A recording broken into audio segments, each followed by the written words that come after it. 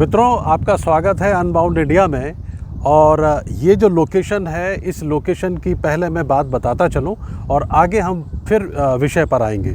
ये मैं भोपाल में हूँ और भोपाल में मेरे पीछे आप जो अपर लेक, जिसको बड़ा तालाब कहते हैं, वो है। और ख़ास तौर पर जहाँ हम बैठे हैं ये है भारत भवन। ये जो भारत भवन है, इसकी अपनी एक वाइब्रेशन है, अपनी एक तपस्या स्थली है। ये तमाम ऋषियों ने, मतलब जो हमारे जो मनीषी हैं, जो साहित्य से रिलेटेड और कला से रिलेटेड जो लोग हैं, उन्होंने यहाँ पर तप और साधना करके इस स्थल को एक ऐसी जागृत अवस्था में लेकर आए हैं जिसकी वाइब्रेशन इसके अंदर प्रवेश करते ही हमको मालूम होती है। हम यहाँ पर बात करेंगे भारत के इतिहास की। अपने दर्शकों को मैं अपडेट करना चाहूँगा कि क्या आदि शंकराचार्य इस भारत भूमि के युग दृष्टा थे। उनको पता था कि आगे क्या होने वाला है। उस समय की ज़रूरत के हिसाब से उन्होंने जो किया है वो आज हमारे लिए ये बहुत बड़ा उदाहरण है कि हम उनको कोट कर सकते हैं। अद्वैत वेदांत दर्शन के जो विश्व भर के बड़े प्रसिद्ध आचार्य हुए हैं जी, एक मत से इस बात को स्वीकार करते हैं कि आचार्य शंकर इस धरती पर जन्मे, अब तक पैदा हुए 10 जीनियस की अगर आप सूची बनाएंगे तो ऊपर के 5 में आपको आचार्य शंकर को रखना पड़ेगा। इतना बड़ा उनका काम है और वो काम केवल 32 वर्ष की आयु का है। आचार्य शंकर की कुल आयु 32 वर्ष थी। इस 32 वर्ष की अल्प आयु में केरल में वो जन्मे। एक बालक केरल में जन्मा। 8 साल की उम्र में वो सन्यास की आज्ञा लेके अपनी माँ से और कालड़ी से निकलता है और वो सबसे पहले ओंकारेश्वर पहुंचता है, अमरकंटक से होते हुए नर्मदा के किनारे। और उसको एक आचार्य अपने वहां मिलते हैं। ओंकारेश्वर जो मध्य प्रदेश का एक ज्योतिर्लिंग है नर्मदा के किनारे, और वहां उन्हें एक अपने आचार्य मिलते हैं, गुरु गोविंद पाद, जिनके साथ वो 3 साल रहकर अद्वैत वेदांत की शिक्षा लेते हैं और फिर काशी और उत्तर काशी और हिमालय तक उनकी यात्रा है। ये लगभग 4 बार इन्होंने पूरे अखंड भारत की पैदल परिक्रमा की है। इन्होंने भारत के जो प्राचीन टेक्स्ट थे, जिसे ब्रह्मसूत्र, गीता और उपनिषद, इन तीनों को उन्होंने इस पर कमेंट्री लिखी है। ये उनका सबसे बड़ा काम है भारत के लिए।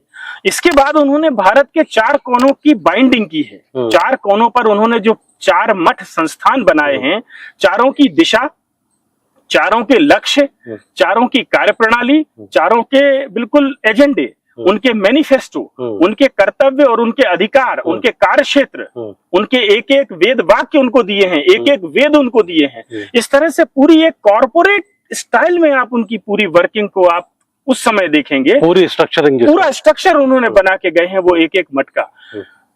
धरती पर जितने देश हैं और उन देशों में जो लिविंग ट्रेडिशंस हैं हजारों वर्ष पुरानी, आचार्य शंकर के इन 4 मठों की जीवंत परंपरा, सदियों से जारी जीवंत परंपरा, आज भी जो शंकराचार्य चारों उन मठों में बैठे हुए हैं वो आदि शंकराचार्य के प्रतिनिधि के रूप में बैठे हुए हैं और वो अटूट वंश परंपरा में है। अटूट है वो। इतनी जीवंत ज्ञान परंपरा, इतनी जीवंत आध्यात्मिक वंश परंपरा धरती पे आपको कहीं नहीं मिलेगी। धरती पे आपको कहीं नहीं मिलेगी। और इसके बाद उन्होंने भारत की चेतना में, जो भारत में उस समय जो उनका कालखंड, 2 अलग अलग उनके समय को लेकर थोड़े अलग अलग विमर्श हैं, लेकिन एक जो सर्वमान्य है कि वो 7वीं सदी में हुए हैं। तो ये अगर हम इसी को मान लें, एक बार इसी को मान लें, तो ये 1300-1400 सालों का जो समय है, ये भारत की कठिनतम समय है। ये आचार्य शंकर जिस समय हुए हैं, लगभग उसी समय भारत सिंध पर इस्लाम के कब्जे शुरू हुए। इस्लाम के कब्जे शुरू हुए। तो मुझे तो लगता है कि किसी नियति के निर्णय से ही एक विभूति दक्षिण में पैदा हुई, जब बिल्कुल भारत के उस सिरे पर, सिंध के उस सिरे पर एक अलग तरह की शक्ति भारत पर और पूरी दुनिया के लिए एक चुनौती बनकर सामने आ रही थी, जिसको सब कुछ मिटाना था। उसके सामने केवल विध्वंस का एक सूत्रीय एजेंडा था। विध्वंस का इसलिए कि पहले वो सब कुछ जला के राख कर दे, ताकि उस राख में से कुछ अपना बना सके। सब कुछ मिटा दे, मलबे में बदल दे और उसके बाद उस मलबे से वो अपना बनाए। उसके पास अपना कुछ नहीं था। उन्होंने आप ही का मलबा बनाया, आप ही को मलबा बनाया, आप ही की पहचाने बदली, आप ही के सारा नष्ट किया सभ्यता और संस्कृति को। जिस समय ये सूत्रपात वहां हो रहा है सिंध में, लगभग उसके आसपास के ही किसी दशक में दूर दक्षिण से एक निहत था बालक, भारत की रक्षा कवच तैयार करने के लिए मैं इसके कहता हूं कि उनका जो शास्त्र है, उन्होंने जो ये कमेंट्री लिखी है, ब्रह्मसूत्र भाष्य गीता पर और उपनिषदों के भाष्य जो लिखे हैं, भारत की जो टेक्स्ट को उन्होंने पूरा पुनर्जीवित करके भारत के सॉफ्टवेयर में डाल दिया है। तो हार्डवेयर पर तो भारत का विध्वंस चलता रहा। ये 1300 सालों तक जहां जहां ये इस्लाम के अनुयायी गए, ये विध्वंस की लीला पूरी चलती रही। लेकिन ठीक उसी बिंदु पर 7वीं सदी के उसी बिंदु पर 8वीं सदी के उसी बिंदु पर आचार्य शंकर भारत के सॉफ्टवेयर में एक अंडर करंट ऐसा डाल के चले गए कि सब कुछ चला गया, सब कुछ, ये सारी रात छट गई, लेकिन भारत अपनी जीवंत परंपराओं के साथ आज भी पूरी दुनिया में धड़क रहा है। अब मैं आगे आपसे एक बात, आखिरी प्रश्न ये पूछना चाहूँगा कि जैसे एक होता ना कि अपने जीवन में मैं किसी व्यक्ति विशेष से मिलूं, मैं आपसे ये विशेष तौर पे ये जानना चाहूँगा कि इतिहास में वो कौन से युग पुरुष हैं, है ना, जिनसे आप मिलना पसंद करेंगे? ये बहुत ही कठिन प्रश्न है ये, क्योंकि भारत की संस्कृति, भारत के सांस्कृतिक इतिहास में एक पूरी गैलेक्सी है। मतलब वो कोई एक दो सितारे नहीं टिमटिमा रहे हैं कि हाँ भाई यही मेरा एक पुस्तक लेके आया था और यही ईश्वर का कोई संदेश वाहक था और मेरे तो दिलो दिमाग पर यही तारी है नशे की तरह। नहीं, लेकिन मेरा कहने का मतलब है कि जब आप कहीं पर उतरेंगे तो किसी एक जगह पर उतरेंगे। मेरे भारत में ये पूरा नक्षत्रों का एक ऐसा असीम आकाश है जिसमें तारामंडल है, जिसमें अनेक गैलेक्सी हैं और लाखों लाखों उसमें तारामंडल है, लाखों लाखों सूर्य चमक रहे हैं। हम तो एक ही सूर्य से परिचित हैं।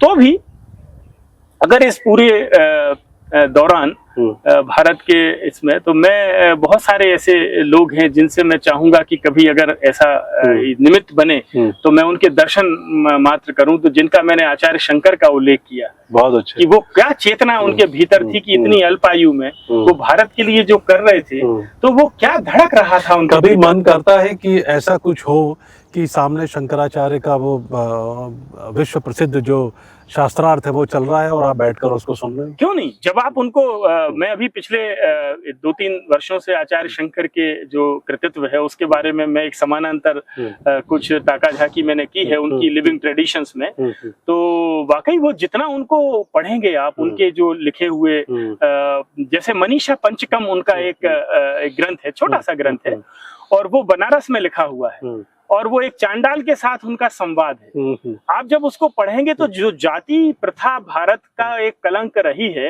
ऐसा करके जो लांछित करते हैं कि कोई हमने डिजाइन करके कुछ जाति विशेष के लोगों को वो कराया, भारत में जातिगत विभाजन थे। आचार्य शंकर का वो जो बनारस का मनीषा पंचकम का जो प्रसंग है, मैं समझता हूँ कि वो अगर कक्षाओं में बच्चों को हमको पढ़ा दिया गया होता सभी को, तो ये प्रश्न ही गिर जाता कि भारत में कभी कोई जाति भेद जैसी कोई चीज काम कर रही थी।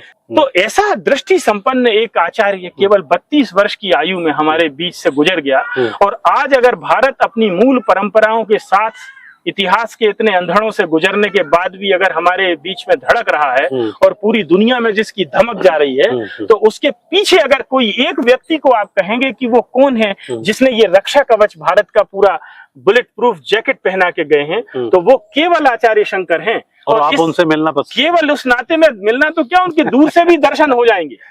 ऐसा मैं अगर आपने इतना कठिन प्रश्न रख दिया है तो वो एक जरूर प्रतिबिंब मेरे सामने बनता है कि मैं उनको उनके दर्शन जरूर करना चाहूंगा। इस चैनल पर आप बने रहें, अनबाउंड इंडिया को सब्सक्राइब जरूर करें, स्टोरी को शेयर जरूर करें और मॉनेटरी अगर आप सपोर्ट करते हैं तो उसका डिटेल भी हमारे पास है, डिस्क्रिप्शन में आपको मिल जाएगा। फिलहाल इस स्टोरी में इतना ही। अगली किसी स्टोरी में फिर आपसे मुलाकात होगी और देखेंगे भारत को मेरी नज़र से।